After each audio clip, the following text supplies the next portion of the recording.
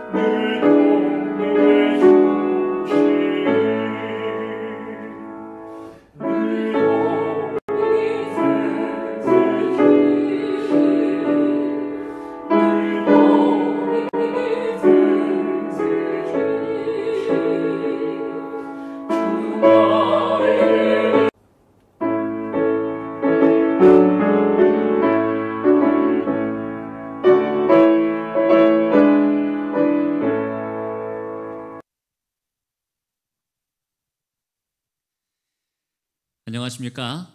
화요 예배에 오신 여러분들을 진심으로 환영합니다.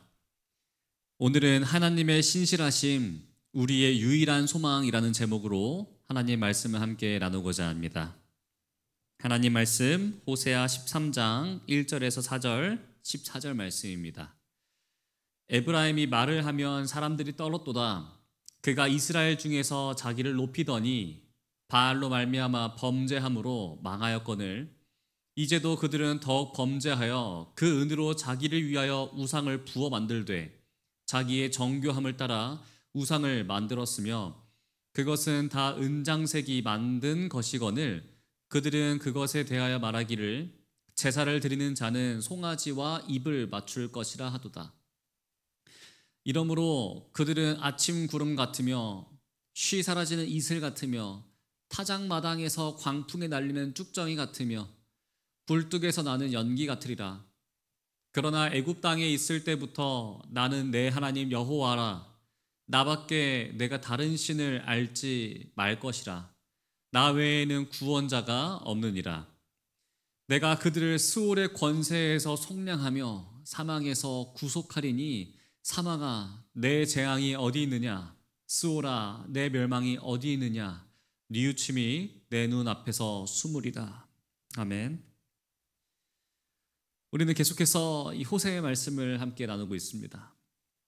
이제는 이 호세의 마지막 단계입니다. 하나님의 마음을 품고 하나님의 감정을 우리에게 정말 잘 전하고 있는 호세아의 말씀입니다. 이스라엘을 향한 하나님의 마음을 우리에게 밝히 보여주는데 여기에는 두 가지의 감정이 섞여 있습니다. 하나는 배신감입니다. 하나님이 그렇게 우리를 사랑하셨고 그 이스라엘 백성들을 그렇게 도와주셨는데 그래도 하나님을 버리고 세상을 향해 나아가는 그 이스라엘 백성들을 향한 하나님의 배신감입니다. 그런데 이 배신감이요, 우리 인간에게 있어서 얼마나 큰 상처를 줍니까? 우리가 배신감을 경험한 사람은요, 그 마음의 회복이 정말 어렵습니다. 너무 회복되는데 그 시간이 너무나 오래 걸립니다. 그런데 하나님은 어떠하신가? 그 배신감을 뛰어넘는 하나님의 신실하심이 있다는 것이죠.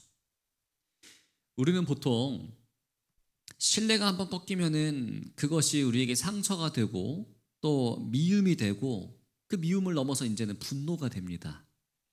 그리고 그 분노는 상대방을 죽이고 나도 같이 죽게 만듭니다. 그런데 하나님은 이 배신감을 뛰어넘는 신실하심으로 다시 우리를 살리시고 하나님께도 영광을 돌리게 하는 그런 하나님의 품성을 우리에게 호세아를 통해서 잘 보여주고 계십니다. 그래서 우리가 이 하나님에 대해서 알면 알수록 하나님은 나의 생명이시고 하나님은 나의 구원자이심을 우리는 이 호세아를 통해서 깊이 느낄 수 있습니다. 호세아 이름의 뜻이 여호와는 나의 구원자이시다, 이 뜻입니다. 구원이라고 하는 그 이름이 왜 우리에게 필요할까요?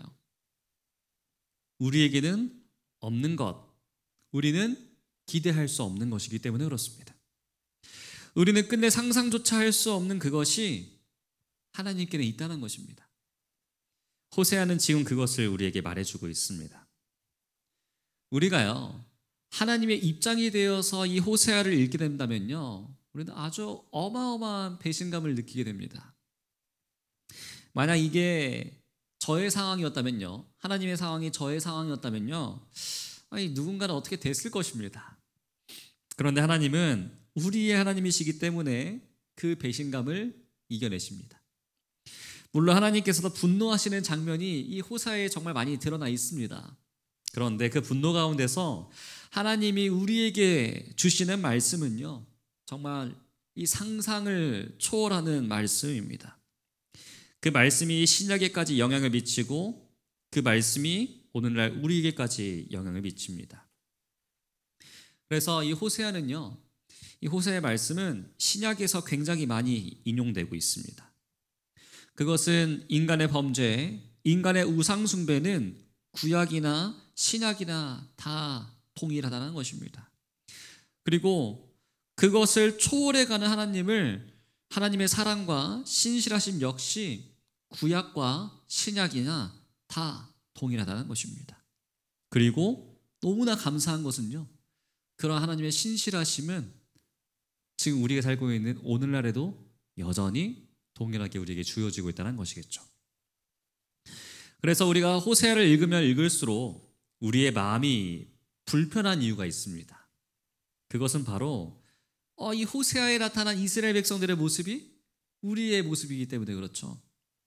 이 죄악의 모습이 우리의 모습과 너무나 똑같고 거울을 보는 것 같아서 우리의 마음이 너무나 불편합니다. 그러나 더욱더 우리가 이 호세아의 말씀을 읽어야 되는 이유는 우리의 죄악과 불편함을 뛰어넘는 하나님의 신실하심, 하나님의 통치, 언약을 마침내 이루시고 우리를 구원하시는 하나님의 사랑과 은혜가 담겨 있기 때문에 그렇습니다. 그래서 우리가 말씀을 읽을 때 나 중심으로 읽으면은 이 말씀이 참 저에게 있어서 불편함으로 다가옵니다.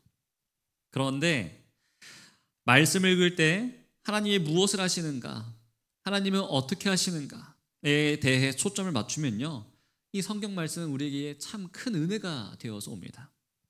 우리의 못난 모습을 뛰어넘고 우리의 죄를 덮는 하나님이 온전한 사랑, 하나님의 신실하심이 우리를 다시 한번 살게 하는 희망의 메시지가 우리에게 되는 것이겠죠. 우리 그러한 마음을 가지고 한번 읽도록 하겠습니다. 호세아 13장 1절입니다. 에브라임이 말을 하면 사람들이 떨었도다. 그가 이스라엘 중에서 자기를 높이더니 바알로 말미암아 범죄함으로 망하였거늘. 이 에브라임은요, 이 북이스라엘을 세운 지파였습니다. 가운데 보이시는 이 실로, 빨갛게 보이는 이 실로에 포함되어 있는 이 에브라임 지파입니다. 가장 영향력이 있었던 지파였습니다. 모세를 뒤이어 세워졌던 여호수아가 바로 이 에브라임 지파 사람이었고요. 또 드보라 선지자가 이 에브라임 지파 사람이었습니다. 또 마지막 사사이자 첫 왕을 세웠던 사무엘도요, 이 에브라임 지파 사람이었습니다. 그러니까 이 에브라임 지파는 북이스라엘에 대해서 아주 큰 주도권을 갖고 있었던 지파였습니다. 그래서 에브라임은요, 그 자부심이 굉장히 강했고 목소리도 굉장히 컸던 지파였습니다. 에브라임이 말을 하면은 사람들이 떨었다라는 이 말은 그만큼 에브라임 지파들이 큰 힘이 있었고 그만큼 발언권이 있었다라는 것입니다. 그리고 그가 이스라엘 중에서 자기를 높이더니, 가지고 있는 그 힘과 주도권을 가지고 늘 자기를 높이는 삶을 살았던 사람들이 바로 이 에브라임 지파였던 것이죠. 그런데 오늘 중요한 것이요, 높게 인정을 받는 게 아니고 높아진 게 아니고 자기 스스로 높아지는 것이 문제였습니다. 자기를 스스로 높이는 자는 어떻게 됩니까? 결국은요, 추락을 하고 맙니다. 왜냐하면 하나님이라고 하는 분명한 권세, 세상을 통치하시는 하나님의 권세가 높여주는 것은 괜찮습니다. 근데 하나님이 높여주시면은 우리는 그냥 감사하면 되는 것이죠. 그런데 스스로 높아지는 것은 아주 미련한 짓입니다. 우리가 스스로 높이는 것만큼 불안한 일이 어디 있습니까? 우리가 키 커 보이려고요, 까치발을 이렇게 들 수 있습니다. 저도 참 부끄럽지만 저도 많은 사람과 함께 찍는 이 사진에 있어서요, 가끔씩 까치발을 들곤 합니다. 그런데 이 까치발을 이렇게 꼭 들고 있으면요, 오래 서 있는 것이 너무나 힘듭니다. 그러니까 저도 막 이 사진을 찍으려고 더 키가 커 보이고 이렇게 더 잘 나와 보이려고 하는데 점점 버티다가 안 돼가지고 원래의 모습으로 내려오게 되는 것이죠. 이 에브라임은요, 스스로 자기를 높여서 위대한 삶을 살고자 했습니다. 그래서 결국은 자기를 높이는 그 마음 때문에 바알로 말미암아 범죄함으로 망하였거늘, 이렇게 하나님은 말씀하십니다. 바알로 말미암아 범죄하여 망했다. 근데 지금 이스라엘이 아직 망하지 않았습니다. 근데 왜 아직 망하지 않았는데 왜 하나님께서는 벌써부터 망했다라는 이러한 말씀을 선포하고 계시는 것일까요? 아직 안 망했으니까 지금 이 말씀을 선포하고 계시는 것인데, 망하였건을 이런 과거형으로 표현하실 필요가 있으실까요? 나라는 망하지 않아서도 벌써 그 영혼이 망했다라는 것이겠죠. 우상을 따르고 바알을 섬기면요, 그 자체로 이미 망한 것입니다. 그럼 이게 성경이 말해주는 분명한 선언입니다. 우상을 섬기면 나중에 언젠가 망하게 될 것이다 라고 하는 것이 아니에요. 우상을 따른 그 마음 자체가 이미 망했다라는 것입니다. 우리가요, 죄를 행할 때 우리는 걸릴까봐 참 걱정을 많이 합니다. 눈치를 봅니다. 이거 누가 알면 어떻게 될까? 어떡하지? 걸리면 어떡하지? 그런데 그 걱정은 이미 쓸데없는 걱정인 것입니다. 죄를 짓는 그 순간 우리는 망한 사실이기 때문에 그렇죠. 죄를 짓는 그 순간 우리의 존재는요, 이미 뒤틀어진 것입니다. 우리가 항상 생각하는 것이 남한테 안 걸리면은 남이 딱 모르면 괜찮겠다라고 생각을 합니다. 그런데 이미 내가 알고 하나님께서 알고 계십니다. 그 순간 우리의 마음은 이미 왜곡돼 버렸고, 그때부터 두려움과 사망에 얽힌 바 되는 것이겠죠. 그래서 바알로 말미암아 범죄함으로 망하였거늘이라고 하나님은 표현하시는 것입니다. 이미 망했다. 망했는데 그들은 망한 마음을 가지고 어떻게든 회복시켜 보려고, 어떻게든 자기의 목소리를 더 높여보려고 하는 것입니다. 2절입니다. 이제도 그들은 더욱 범죄하여 그 은으로 자기를 위하여 우상을 부어 만들되 자기의 정교함을 따라 우상을 만들었으며 그것은 다 은장색이 만든 것이거늘 그들은 그것에 대하여 말하기를 제사를 드리는 자는 송아지와 입을 맞출 것이라 하도다. 어떻게든 회복시켜 보려고 한다는 것이 더 범죄하는 것이었습니다. 죽을 길로 가는 것이었습니다. 이게 우리가 우상 숭배를 할 때, 범죄할 때의 특징입니다. 거짓말도 한 번 거짓말한 사람은요, 회개하고 그만두면 좋겠는데 그걸 회복해 보려고 더 거짓말하고 더 하다 보면요, 어떻게 됩니까? 종잡을 수가 없게 되는 것이죠. 감당할 수 없는 거짓말이 됩니다. 우상을 숭배하는 일도요, 마찬가지입니다. 우상 숭배에서 망하게 되었고 이미 망했는데도 더욱 범죄해서 그 은혜로 자기를 위하여 우상을 부어 만들되, 이번 것만 잘 되면은, 이번 우상만 성공한다면 내가 잘 될 수 있어라고 계속해서 이 악을 향해 달려가는 이스라엘의 모습인 것입니다. 얼마나 열심히 만들었는지요. 그 당시 북이스라엘의 가장 유명한, 가장 인기 있는 수출품이 바로 우상이었습니다. 북이스라엘의 가장 큰 사업이, 또 가장 큰 산업이 우상을 만드는 거였습니다. 그걸로 나라가 운영될 정도로 그렇게 은장색이 많았고 또 아주 정교하게 만들었습니다. 그래서 뭐라고 하는가? 그들은 그것에 대하여 말하기를 제사를 드리는 자는 송아지와 입을 맞출 것이다. 입을 맞춘다라는 것은요, 이 경의의 표시입니다. 존경의 표시입니다. 우리는 당신을 섬깁니다 라는 표시가 이 왕에게 입을 맞추는 것이었습니다. 근데 그 입을 맞추는 거 누구한테 하는 거예요? 지금 말도 안 되는 저 금송아지에게 입을 맞추는 것이죠. 금송아지, 자기가 만든 것을 가지고 당신은 우리의 왕입니다. 송아지를 섬기겠습니다. 이것은 다른 사람이 만든 것도 아니었어요. 그냥 그들 스스로가 만든 것입니다. 내가 만든 것입니다. 내가 만든 송아지에게, 송아지도 진짜 송아지도 아니죠. 금송아지의 모습을 향한 그냥 금덩이에게 입을 맞추면서 경애를 표하는 것이 얼마나 어리석은 일입니까? 그런데 이러한 모습이 과연 이스라엘에게만 있습니까? 이게 지금 우리에게도 있다는 것입니다. 지금 우리에게도 내가 만든 것이 하나님이라고, 내가 만든 것이 나를 지켜줄 거라고 거기에 입을 맞추며 살아가는 것이 우리의 모습이지 않습니까? 내가 모은 돈이 내 하나님이라고 말하고, 내가 만든 지금까지의 나의 위치가, 나의 지위가 나의 하나님이라고 말하고 거기에 입을 맞추고 존경하면서 그것을 내 살 길로 여기는 자들이 우리의 모습이라는 것이겠죠. 그런데 그렇지 않다고 하나님은 지금 우리에게 말씀하고 계시는 것입니다. 사람이 만든 것은요, 사람의 수준 이하입니다. 우리가 만든 것은요, 우리의 수준을 더 뛰어넘을 수는 없습니다. 우리를 구원할 수가 없습니다. 우리를 살릴 수가 없습니다.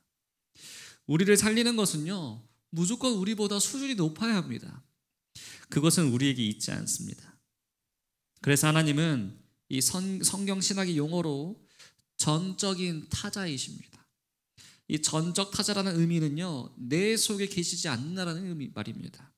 내가 만든 것이 아니고요, 내 능력으로 지금 구해보려고 할 수 있는 것도 아니고요, 외부에서 전적으로 외부에서 오시는 하나님의 능력이라는 것이죠. 우리 지구가 살려면요, 이 지구 안에 있는 에너지로 지구가 살 수가 없습니다. 지구가 살려면요, 태양이 필요합니다. 이 태양열과 빛이 와야지만 우리 지구가 살 수가 있습니다. 마찬가지로 내가 사는 길은 나에게 있지 않다라는 것입니다. 내가 사는 일은 나의 의가 아니라 나의 선이 아니고 나의 능력이 아닙니다. 그것을 깨닫게 하는 것이 성경이 말하는 지혜입니다. 내가 나를 잘되게 해보면 할수록 그것은 내 욕심이고 그것은 내 욕망이고 그것은 나를 망하게 합니다. 그러나 내 밖에서 임하시는 전적인 타자이신 하나님의 은혜가 또 그 구원의 능력이 우리를 살리시는 것입니다.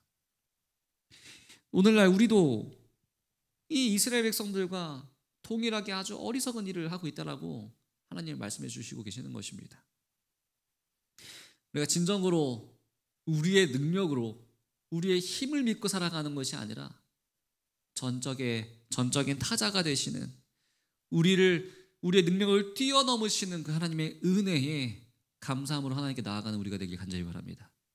그리고 그 은혜를 말미암아 하나님께서 우리에게 주시고자 하시는 그 구원을 얻어나가는 성취하는 우리가 되길 간절히 바랍니다. 이 이스라엘 백성들의 결말이 3절에 나옵니다. 이러므로 그들은 아침 구름 같으며 쉬 사라지는 이슬 같으며 타작마당에서 광풍이 날리는 쭉정이 같으며 굴뚝에서 나는 연기 같으리라. 아침 구름, 이슬, 쭉정이, 연기, 이 네 가지로 지금 선명하게 이미지를 하나님께서는 보여주고 계십니다. 이것이 무엇이냐면은 우상을 섬기고 내가 만든 것에 입을 맞추면서 내가 만든 것에 구원이 있다고 말하는 자들이 누구냐? 그들은 아침 구름 같고 쉬 사라지는 이슬 같고 광풍이 날리는 쭉정이 같고 굴뚝에서 나는 연기 같다. 아침 구름은 해 뜨면 그냥 금방 사라집니다. 쉬 사라지는 이슬 같다. 이슬도요, 아침에 보면 온 세상에 가득한 것 같은데요, 시간이 조금만 지나면 해가 뜨면 다 사라집니다. 이 쭉정이도요, 분명히 있는 것 같은데 그냥 바람 한번 날아가면 다 없어지지 않습니까? 굴뚝에서 나가는 연기, 나가면 그냥 사라져 버립니다. 네 가지의 특징은 있는 것 같으나 다 사라지는 것들입니다.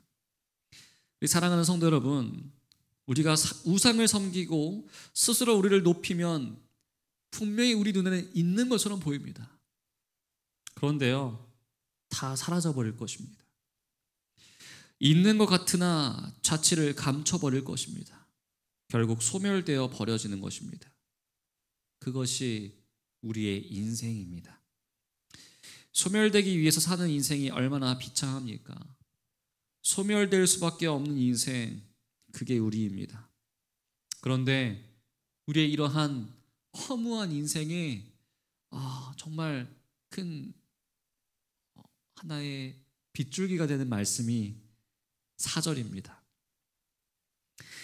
그러나 애굽 땅에 있을 때부터 나는 내 하나님 여호와라. 나밖에 내가 다른 신을 알지 말 것이라.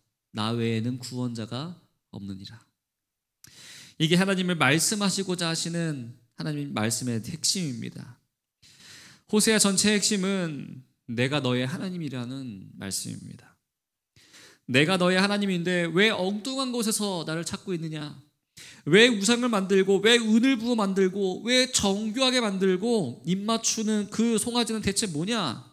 내가 애굽 땅에 너희가 있을 때부터, 즉 너희가 민족이 형성되기 전에 아직까지 너희가 이름도 없을 때, 자취도 없고 아무것도 할 수 없었던 그 시절, 그저 노예이던 그 시절, 소유도 없고 가치도 없고 의미도 없고 생명에 어떠한 존재감도 없었던 그때부터 나는 너의 하나님이었다. 여러분, 이것이 하나님이 지금 하시는 호세의 가장 중요한 논지입니다. 나는 너의 하나님이다. 나는 너가 창조되기 전부터, 태초부터 너의 하나님인데 나는 변치 않는데 왜 너는 변하느냐? 나는 여전히 너를 바라보고 서 있다라는 것입니다. 나 밖에 내가 다른 신을 알지 말 것이라. 하나님을 알라는 것입니다. 하나님을 아는 지식을 강조하는 것입니다. 제발 날 좀 알아라. 내 마음을 알고 내 느낌을 알고 내 감정을 좀 알아줘라. 하나님께서 토로하시는 것입니다. 그래서 호세아에서 그렇게 하나님의 감정을 토로하시는 것입니다. 나를 알아라. 왜냐하면 나 외에는 구원자가 없기 때문에. 하나님의 이 확실한 약속은요, 구약 시대를 지나서 신약을 지나서 오늘날까지 동일합니다. 오늘날에도 우리를 구원할 수 있는 것은 이 세상에 없습니다. 세상의 과학이, 기술이, 수많은 관계가 우리를 구해줄 것 같지만 다 불가능합니다. 오히려 우리를 더 불안하게 만들고 있지 않습니까? 또 우울하게 만들고 잠 못 자게 만듭니다. 왜냐하면 우리가 하나님을 버렸기 때문에 그렇습니다. 하나님이 내가 너의 하나님이다, 내가 너를 구속한다라고 말씀하시는 그 은혜가 어떻게 신약과 연결되고 오늘날에 연결되는지 14절에 등장합니다. 내가 그들을 스올의 권세에서 속량하며 사망에서 구속하리니 사망아 내 재앙이 어디 있느냐, 스올아 내 멸망이 어디 있느냐, 뉘우침이 내 눈앞에서 숨으리라. 이 속량과 구속의 개념은요, 신약의 개념입니다.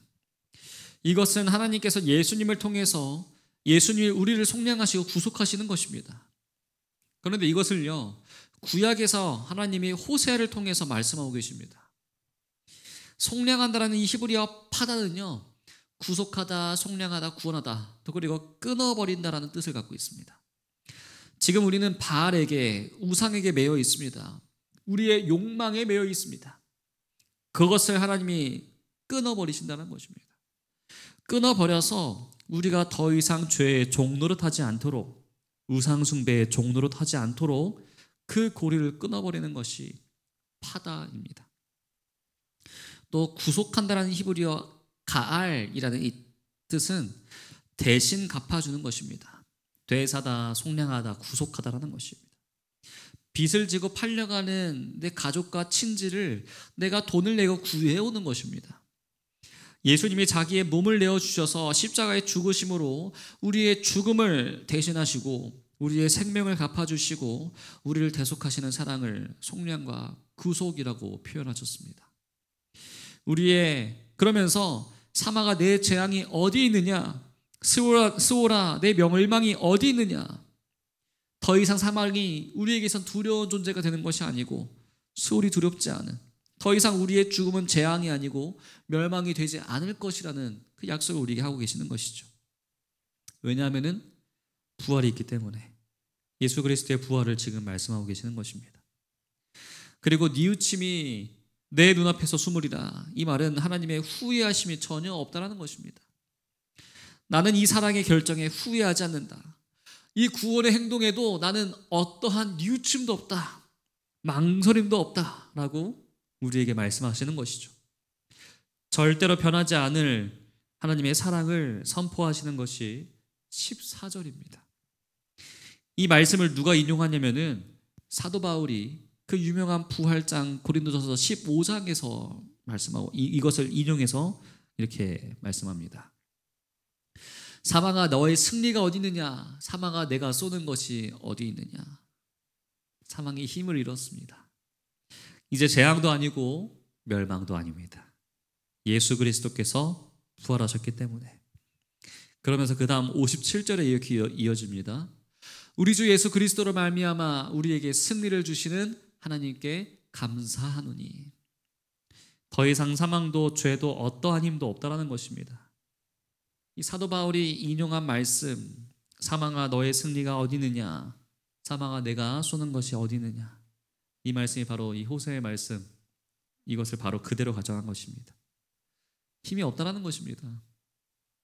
하나님이 속량하시고 하나님이 구속하셨기 때문에, 하나님이 예수 그리스도를 보내셔서 우리에게 죽음을 뛰어넘는 우리의 죄와 율법의 권능을 뛰어넘는 이 하나님의 사랑을 보여주셨기 때문에 이제 누구도 두려워할 필요가 없고 누구도 겁낼 필요가 없다는 것입니다. 바로 이 사랑, 우리 주 예수 그리스도로 말미암아 이 사랑, 이 예수님의 이 사랑이 구약에서는요 호세아인 것이죠. 예수 그리스도의 구원을 구약에서 보여주는 책이 바로 이 호세아입니다. 우리가 호세아를 읽을 때 우리의 죄가 너무나 선명하게 나열되고 적나라하게 우리의 죄를 펼치는 것이 참 우리의 마음을 아프게 합니다. 그래서 읽을 때도요 참 주저하게 만듭니다.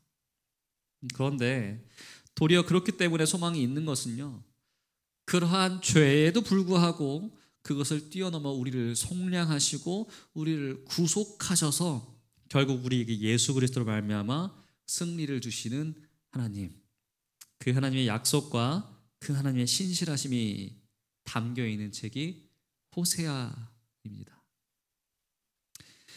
이렇듯 구약과 신약은 연결되는데 그 연결은 오늘날까지도 이어집니다. 그래서 오늘날 우리는 어떻게 살아야 될까요? 우리 주 예수 그리스도를 말미암아 우리에게 승리를 주시는 그 하나님께 감사하며 살아가야 합니다. 우리 모두 하나님께 감사함으로 나아가는 우리가 되길 간절히 바랍니다. 오늘도 우리는요 또 죄를 지을 것입니다. 내일도요 또 죄를 지을 것입니다. 오늘도 우리는 또 흔들릴 겁니다. 내일도 여전히 우리는 흔들릴 것입니다. 그러나 그런 우리만 있는 것이 아니라요, 그러한 우리를 바라보시면서 우리의 마음을 돌이키게 하는 분이 우리 옆에 계시다라는 것이 너무나 중요한 사실입니다. 더 이상 죄와 사망을 향해 달려가지 않도록 우리의 발걸음을 옮기게 하시고 우리를 예수 그리스도로 말미암아 승리하게 하신 하나님이 우리 곁에 분명히 계십니다. 그런 하나님께 감사함으로 나아가는 우리가 되길 간절히 바랍니다. 그러니 우리가 할 일은요, 하나님께 감사하노니, 감사해야 되고 또 하나 더 있습니다. 58절입니다. 그러므로 내 사랑하는 형제들아, 견실하며 흔들리지 말고 항상 주의 일에 더욱 힘쓰는 자들이 되라. 이는 너희 수고가 주 안에서 헛되지 않은 줄 알미라. 오늘 더 이상 죄에 대하여 고민하지 말고 흔들리지 말고 우리가 해야 될 것은요, 주의 일에 더욱 힘쓰는 자들이 되는 것입니다. 하나님께 영광 돌리는 일을 하라는 것이죠. 왜냐하면 그 수고가 하나님 안에서 헛되지 않는다. 예수 그리스도의 십자가의 능력이 너희를 구원했다. 그러니까 더 이상 죄에 대하여 걱정하지 말고, 더 이상 내 앞날에 대해서 걱정하지 말고 주의 일에 더욱 힘쓰는 자들이 되라. 하나님께서 너희와 함께 하신다라고 우리에게 약속해 주시는 감사한 말씀입니다. 우리 사랑하는 성도 여러분, 더 이상 우리의 삶의 문제로, 우리의 죄악의 문제로 갈등하지 말고 하나님의 승리를 바라보고 오늘도 하나님을 기쁘시게 하는 일에 동참하는 우리가 되길 간절히 바랍니다. 하나님의 일에 더욱 힘쓰는 자가 되어서 헛된 우리의 인생의 마침표를 찍는 것이 아니라 우리 하나님의 이름의 거룩한 영광을 돌려서 하나님을 기쁘시게 하는 그러한 거룩한 하나님의 백성으로서 살아가는 우리가 되길 간절히 바랍니다. 그래서 그 안에서, 그러한 삶 안에서 우리의 삶의 의미를 발견하고 그 목적을 새롭게 하는 우리 동탄세안의 성도님들이 되시길 간절히 바라면서 오늘 말씀 마치도록 하겠습니다. 감사합니다. 기도하겠습니다. 우리를 언제나 사랑으로 이끌어 주시는 하나님 아버지, 호사의 말씀을 통해 하나님의 마음과 사랑으로 우리의 마음을 감동시키시고 다시 한번 하나님께로 돌아오게 하심에 너무나 감사합니다. 우리의 죄는 에브라임과 다를 것이 없고 우리의 못난 모습은 이스라엘과 전혀 다를 것이 없는데 그래도 하나님은 우리를 끝까지 버리지 않으시고 속량과 구속의 은혜를 말씀하여 주심에 너무나 감사합니다. 오늘날에도 변치 않는 하나님의 은혜가 우리를 붙잡아 주시고 우리를 살려주셔서 우리에게 새로운 길, 또 새롭게 태어날 수 있는 갈 길을 우리에게 보여주시옵소서. 우리가 예수님으로 말미암아 우리에게 주어진 큰 은혜와 큰 승리를 기대하면서 하나님의 일에 더욱 힘쓰는 자들이 되게 하여 주시옵소서. 그래서 하나님의 은혜가 우리를 덮고 우리의 앞날을 열어서 우리의 미래가 불안하고 두려운 삶이 아니라 하나님과 함께하는 복된 삶, 하나님의 은혜를 누리는 아름다운 삶이 될 수 있도록 우리의 앞길을 인도하여 주시옵소서. 사랑이 많으신 예수 그리스도 이름으로 간절히 기도합니다. 아멘.